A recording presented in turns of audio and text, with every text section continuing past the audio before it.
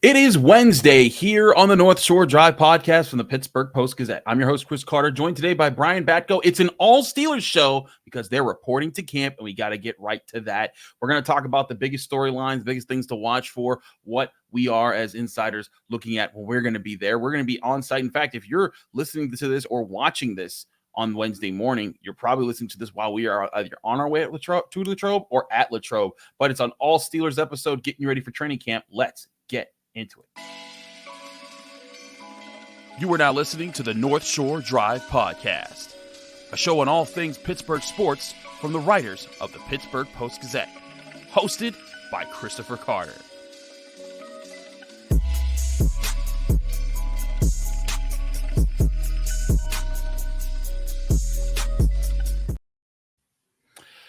Hello and welcome to the North Shore Drive podcast from the Pittsburgh Post-Gazette. I'm your host, Chris Carter, here with Brian Batko, one of our great Steelers beat writers. And as always, you can find the show on your favorite podcasting apps and on YouTube. Like this, if you enjoy it, subscribe to this channel to get all of your Monday, Wednesday, Friday episodes of the North Shore Drive a podcast, as well as all of the daily content that comes out from all of our Pittsburgh sports writers here at the Pittsburgh Post-Gazette. And as always, this show is brought to you by Mike's Beer Bar, the best bar in all of Pittsburgh. When you go to Mike's Beer Bar, they're on the North Shore, right across the street from PNC Park on Federal Street. You can go there and experience one of 500 different available beers. 300 of those beers are from the local Pittsburgh area, and 80 of those local beers are available on tap all day, every day, and they're always switching new ones in and out, so you can always get a new experience. Brian, it's exciting times, man. We are recording this Tuesday evening, leading into Wednesday. Everyone's excited about training camp as always, but there's a bit of a different air. There's been like lots of winds of change over the past few years, especially after the end of Ben Roethlisberger's franchise run with the team, but I feel like this is even more different than the last, simply because of you got Arthur Smith and the whole new offense, but you have Russell Wilson, you have Justin Fields. There's just so much new elements, and I think the quarterbacks have to be center stage as far as everyone's curiosity of how things will look this year. Headline: Ben DiNucci. That's it. That's the show. No, but it was reported, I think by Aaron Wilson down in Houston, that he was, having a tryout with the Steelers on Tuesday. I'm just joking. Ben DiNucci. I always like Ben DiNucci. I covered him at Pitt. Got a soft spot for Ben. Went to high school with his cousin. He's from Shaler Stock originally. Get out of here! I didn't know. Obviously, his family. Yeah, his family moved to Pine Richland, obviously, but parts of them in Shaler. So if Ben DiNucci does sign with the Steelers, great. Be happy to see him around. But clearly, that would be a distant factor in the quarterback storyline equation here. Russell Wilson, Justin Fields. I mean, it's first training camp with the Steelers for either of them. They'll be getting the lay of the land out at St. Vincent College. This will be foreign to them. TJ Watt, Cam Hayward, Chris Boswell, even guys like Najee Harris, Pat Freiermuth. They've been there, done that out in Latrobe at Rooney Hall and Chuck Noll Field, but it'll be new for the QBs, and obviously Russell Wilson stepping into more of that leadership position because of the pole position that Mike Tomlin slapped on him early in the offseason. And I'll be more so curious to hear what Justin Fields has to say as he approaches this opportunity. I think he walked a pretty fine line when he would speak with the media during OTAs and mini camp, trying not walking on eggshells, but I think he struck a good balance of, hey, I'm not stepping on anybody's toes, but also I'm here because I'm a competitor and I'm going to compete for this job, and I don't plan on sitting on the bench all season. Well, now it gets even more real.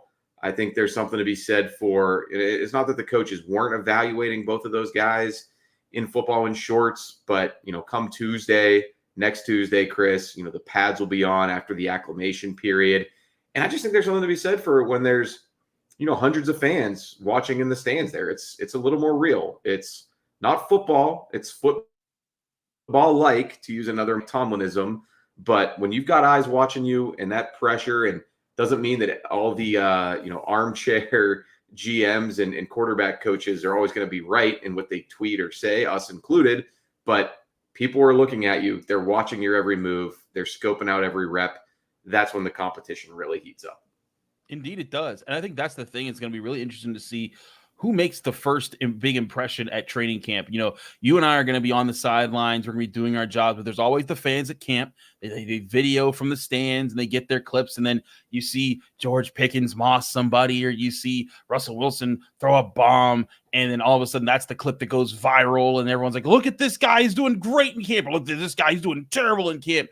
And then those first impressions seem to carry over, even when players are doing the polar opposite of what you first saw them do in training camp. I think that's the big question I have, Brian, is, or even just the atmosphere that the fans create, Chris. I mean, think back to 2 years ago. It was probably the first practice.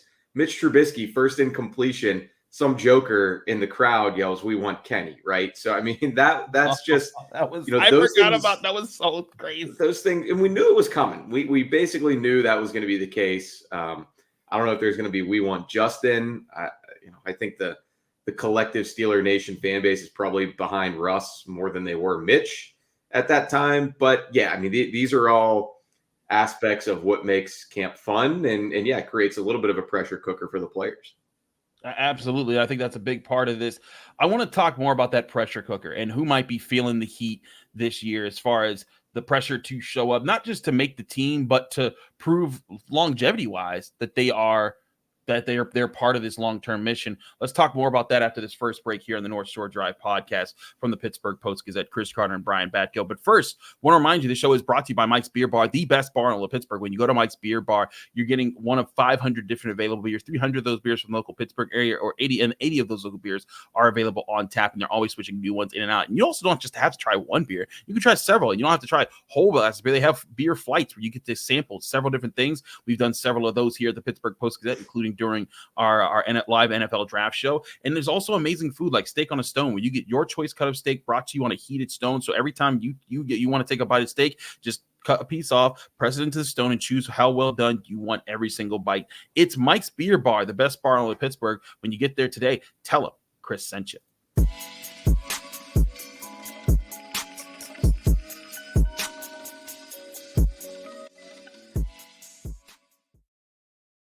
We're back here on the North Shore Drive podcast from the Pittsburgh Post-Gazette. Chris Carter, Brian Batko, all things Steelers today. Brian, I think that there's some obvious answers. Like if we were to talk about players that should feel the most pressure going into training camp this year, I feel like Najee Harris is right up there because the Steelers didn't give his fifth-year extension, but that's an obvious one.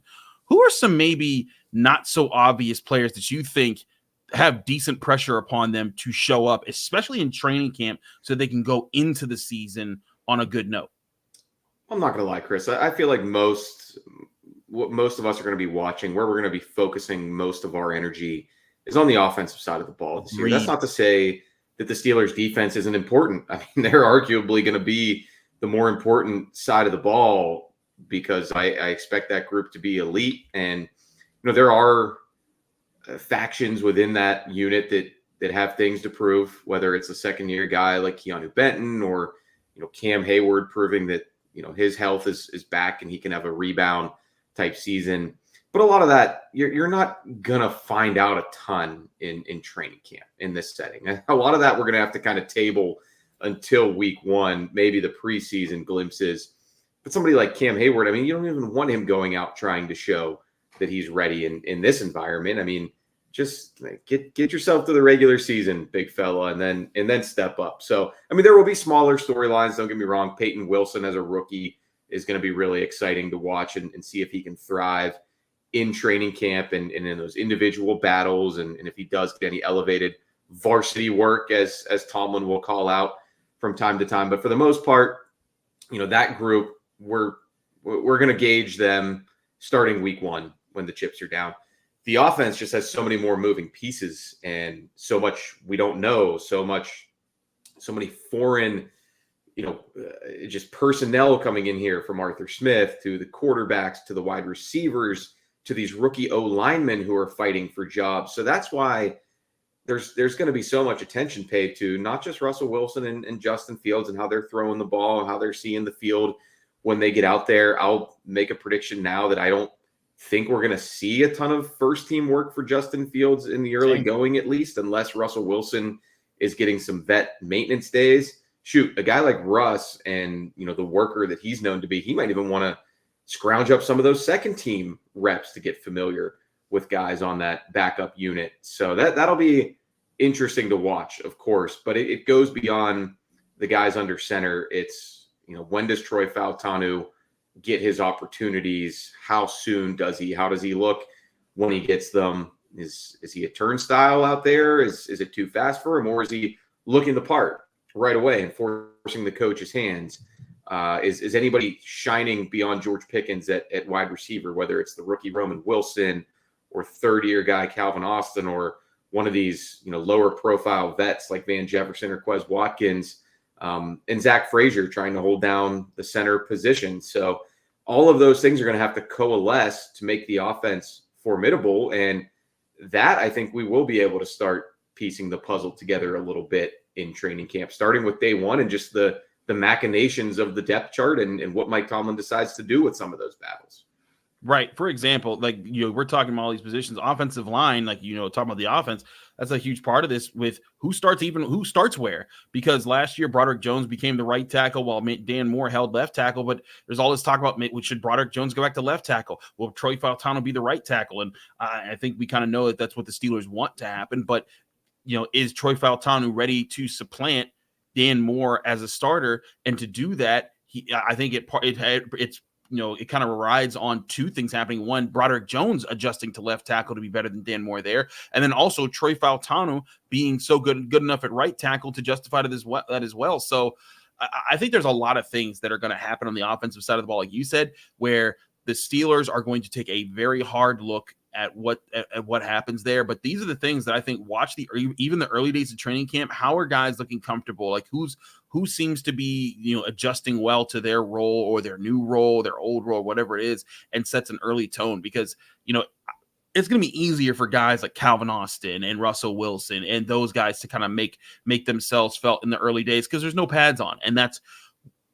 where they're going to be able to shine more. But those first day without pads, that's just the linemen kind of making sure they're in the right spots, communicating, and that's not going to get real until the pads go on, and they go on for a few days. And that's when I think we get to see a lot of either progress, regress, or just a checkpoint of where a lot of these big guys are. And that's been a huge part of this offseason. The whole focus of the draft was to fix that side, that part of the offense. Yeah, and again, if you're a tackle in these, unpadded practices to kick off camp, just don't look like you're getting, blown by on the edge. Right. And it's not easy because, when you're trying to pass protect and, there's going to be whistles blown for sacks and, you're on your heels. Just try not to be on skates the whole time. Once you do get padded up, you'll get more opportunities in those inside run drills where maybe you can smash somebody's face in and put somebody on the ground in a good way because they're your teammates, but just to set a tone and be the aggressor rather than always being on your heels if it's 11 on 11, but without too much physicality put into it. So those are all going to be the major storylines, I think, from start to finish. Charting every rep at quarterback and who gets in when. That's all going to be a piece of it. We've been down that road before, not last year, but the year before. Mitch Trubisky, Kenny Pickett, sort of Mason Rudolph on the fringe, of course. And then, the wide receiver competition. I'll be curious to see, does anybody kind of shoot up the ladder, come in, as a dark horse, whether it's a Scotty Miller or a Dez Fitzpatrick.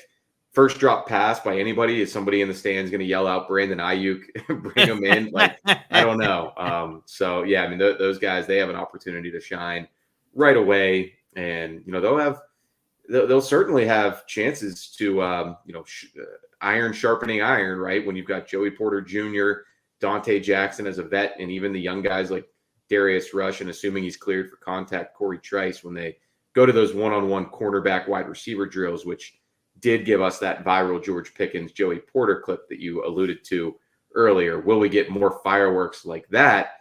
It won't be easy for some of those receivers to get separation against those guys. Right. And I think that's going to be another battle, is the receivers versus the corners, let alone the receivers versus themselves, and trying to prove who's the number 2, who's the number 3, who's the number 4.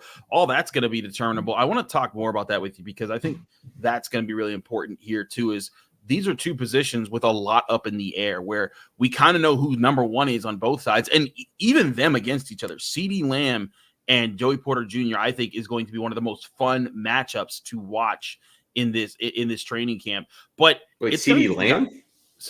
Look at me. This is the problem when you try to take in too much of George Pickens. What do you know, Chris? What do you know? So I actually made this joke. So I saw that because, Brandon Ayuk supposedly is going to report to Niners camp. And then I saw a report that says that CeeDee Lamb isn't reporting to Cowboys camp. And so I made a joke on Twitter just before we started recording saying with the Scooby-Doo meme of, wait, gang, that's not Brandon Ayuk the Steelers are trading for. That's CeeDee Lamb. And I just making fun of it. And Steelers fans are like, yes, that's what we want. I'm like, no. That was a joke. It was a joke. Everyone calm down. Everyone calm down. But yeah, that's why I said that because. Well, like you said, we're recording this Tuesday night. I actually just got back from Latrobe. Well, past Latrobe, took the kids to Idlewild today, which I guess you could say bad timing to go all the way out there because going to be going out there for the next, 14 of 17 days or something. Yep. However, that drives even a little bit further. So maybe Wednesday morning for report day. Prepared. Yeah, mentally it'll feel like, oh man, I'm already pulling up to the gate of St. Vincent College. So, but yeah, we're recording this Tuesday night. Now, we're going to get 2:05 a.m. Steelers trade for CeeDee Lamb alert, and Chris will be on the hot seat. Yes. Yep. Who did you talk? Mike Tom is going to have me in in a dark room. Be like, who did you talk to? They knew. But back to the point I was getting to there. We know George Pickens and Joey Porter are the number one guys, and their status is how good of number ones is going to be a big part of this. But I want to talk to you about who could fill in behind all of those and how we will see that lineup because, Brian, we've also seen guys light it up in the days without pads and then disappear as soon as the pad's going on. We'll talk more about that. Prayers up.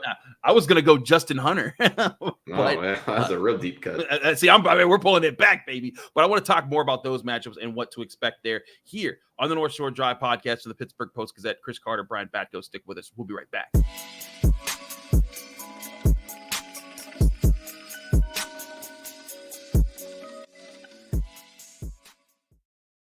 We're back here on the North Shore Drive podcast for the Pittsburgh Post-Gazette. Chris Carter, Brian Batko, breaking all things down as far as Steelers training camp. Brian, we've had to talk all summer long, all spring long, all winter long. Who is going to be the number 2 corner for the Steelers? Who's going to be the number 2 wide receiver for the Steelers? Who's going to be number 3 at either position? We've looked at guys. Dante Jackson, presumably number 2 corner for the defense right now. Cameron Sutton suspended. Where will he fit in this when he comes back? But he will be at training camp, so we at least will know that. The Steelers signed Van Jefferson. They have Calvin Austin, but they drafted Roman Wilson, so they have a lot of additions there. Cordero Patterson could also be a utility player on the offense. I'm just intrigued overall to see how much usage the different players on the different receivers on offense get and in the different ways they are, because Arthur Smith, I think one thing that he can do very well is he can mix things up and use guys in different matchup spots, but it takes coordination to do that. And these guys have different skill sets. Calvin Austin is not the same as Van Jefferson, who's not the same as Roman Wilson. And how he uses them could be very intriguing to develop, who gets the second most targets on this team at wide receiver. Of course, Pat Freiermuth probably the guy there overall behind George Pickens. That's a good point, Chris. I mean, I think from what we saw in OTAs and in mini camp, there was a lot of movement around the formation. George Pickens talked about wanting to be in the slot more than he has, primarily an outside receiver to this point in his career. I think Deontay Johnson, I always got the sense that he relished being that pure X receiver and wasn't as keen on moving around to the slot or wherever else. It seemed like he kind of enjoyed being out there, winning those one-on-ones and playing to his strengths that way. And, as far as not utilizing George Pickens anywhere other than outside these first couple years, I feel like I've said this on the show before, but sometimes I wonder if Matt Canada was just trying to keep his head above water rather than getting into, too many creative wrinkles. It's like, let's be able to say the alphabet in order first before we can start spelling big words. So, and that was one of the first, kind of strokes of, I don't want to say genius or brilliance, but just smart offensive play design and play calling in Cincinnati when they got him matched up on with Mike Hilton and threw the slot fade to him down at Paycor Stadium now. So yeah, that could be an area where Arthur Smith does lift up this offense and find some different ways when you don't have necessarily that clear-cut, pure true number two receiver. You're kind of doing it by committee, which I feel like is going to be their approach unless they do make a big swing in the trade market or late charging free agent signing. So, yeah, I mean, I think that it's going to be crucial to have not just George, but somebody like Calvin Austin can use his quickness inside. You can use the pure deep speed to take the top off the defense on the outside. Van Jefferson, son of a longtime wide receiver coach in this league, he should be able to do all sorts of things, line up wherever you ask him to. Quez Watkins, same kind of deal. And Roman Wilson coming into the league, we know that he's primarily been a slot guy at Michigan, and that's going to be part of the learning curve for him. But this is where it's going to start. So that versatility would help everybody. And, somebody you just mentioned, I don't want to leave him out. I think Pat Freiermuth, too, you can do a ton of things with him as far as flexing him outside, keeping him in line, or just being that move tight end, getting those matchups that you want against linebackers or smaller safeties who aren't necessarily going to be able to body him up down the field. I hear you on that. Let's flip over to cornerbacks for a minute here. We talked a lot about wide receivers there. Are they going to sign Stephon Gilmore, Chris? What else do you have up your sleeve for us? No. See, you're thinking too small. You're trading for Patrick Surtain. There you go. See, this is why I'm the GM. This is why I'm the guy that does. You'd be acquiring CeeDee Lamb and Pat Surtain for the Steelers. Don't ask how, just ask how many. He's getting every all-pro in That's here. all. Yes. He'll just sweet talk George Payton and Jerry Jones. I mean, just give them the business and tell them it's really important to win a Super Bowl this year, and they'll probably help you out. Totally. Be like, hey, you guys got to figure out what you're doing with Dak. You got to figure out what you're doing with who were Denver's quarterbacks? Bo Nix, Zach Wilson, and Jared no longer Ben DiNucci. No longer Ben DiNucci. But I want to get into cornerback talk real quick. Because Dante Jackson's the presumed number 2 right now. Everyone's excited about the potential of a Corey Trice or a Darius Rush rising up to eventually become that guy. But I still think there needs to be a hard look at slot cornerback where, there's some people locally who are excited for Beanie Bishop because they've seen him at West Virginia and he played very well for them. And I think that there's a lot of potential there. I like some of the things I saw of him in the spring. But they also want a guy to immediately fit in at slot cornerback, and that's where Josiah Scott could do because he has NFL experience. But I also think there's the potential of a Deshaun Elliott getting snaps there because that's something he's done in the past, and the Steelers could use his flexibility to help in the slot. Brian, when we see the first real 7 shots, the first day of 7 shots is always kind of meh, but when we start to see 7 shots for real, who do you expect to be the guy lining up in slot corner? Is that still just Cam Sutton because he's going to be able to practice, or do you think someone else is going to take the reins there? It could be any of those 3. I mean, there were also 3 guys competing for that role at the start of camp last year, as I recall. It was Chandon Sullivan, Duke Dawson, and Elijah Riley were the other 2. I feel like I'm doing like a Sporkle quiz or an immaculate grid right now. Slot corner of the Steelers in 2023. But yeah, I mean, that could go either way. I'll put my money on my hypothetical money on Beanie Bishop.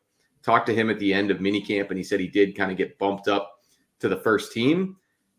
I think Cam Sutton is the guy who would be there, all things being equal. But as we know, they're not equal. He's missing the first 8 games of the regular season. So to me, it's kind of like, how much time do you really want to spend with a suspended player working in with the first team defense when you're not going to have them until basically the bye week? So yeah, I think Beanie Bishop would be the leader in the clubhouse for me. I liked what I saw out of him on tape in college, liked what he was able to do in the spring. But I also won't roll out, Chris, if there were any position, and I probably neglected to mention this at the top of the show when we got into the main subplots that we'll be keeping an eye on. Slot corner very much is one. That's a starter in today's game. And I think that the Steelers have a fairly sizable hole now there with the Cam Sutton suspension looming. If there were any position where maybe you could still see them make a move, and it would be reactionary to that Sutton discipline, if they get eyes on Josiah Scott and Beanie Bishop in this environment and don't love what they see,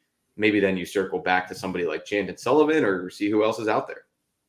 I feel you. That's a big part of this is kind of testing the waters here. Because I feel like they did that last year at inside linebacker with Quan Alexander. It was kind of like, all right, Mark Robinson had a few days to get, a little bit more of the reps. And then what was it, August 2nd or 3rd, phone ringing for Quan. Come in, Quan. We need you, Quan. So that could happen, I think, at the slot position. But, it really just depends. And I'll be curious to hear what Mike Tomlin has to say about the Sutton suspension when he meets the press around 4:00 Wednesday. Absolutely. There's a lot to talk about. We will be there on hand with our full Post-Gazette team at Steelers training camp as the players report in 10 a.m. Wednesday morning, and then we'll be there all throughout training camp. Who's going to be the first to report, Chris? Who do you think? Alex Highsmith. I think, was Broderick Jones it last year? He might have been first.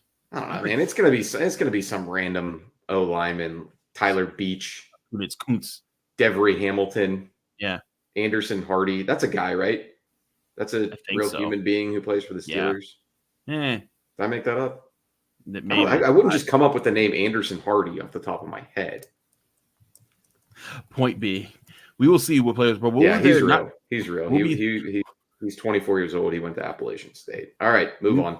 We will be there from the start of when players report to the last day of training camp practice. Get all of that coverage at the Pittsburgh Post-Gazette, post-gazette.com. Find us here on the North Shore Drive podcast, on your favorite podcasting apps, and on YouTube. Like this video if you enjoyed. Subscribe to this channel to get all of our Monday, Wednesday, Friday episodes of the North Shore Drive podcast. We'll also have daily updates from training camp where you'll hear from Brian, myself, Jerry, and Ray, all at training camp every single day, giving you a breakdown of things that happen. Stay tuned here for all that news on the North Shore Drive podcast and the Pittsburgh Post-Gazette. We'll see you here again soon. Thank you for tuning in to another episode of the North Shore Drive podcast from the Pittsburgh Post-Gazette. If you watch this video on YouTube, please like the video and subscribe to our channel. For all the sports coverage from the Post-Gazette that we have to offer, visit post-gazette.com.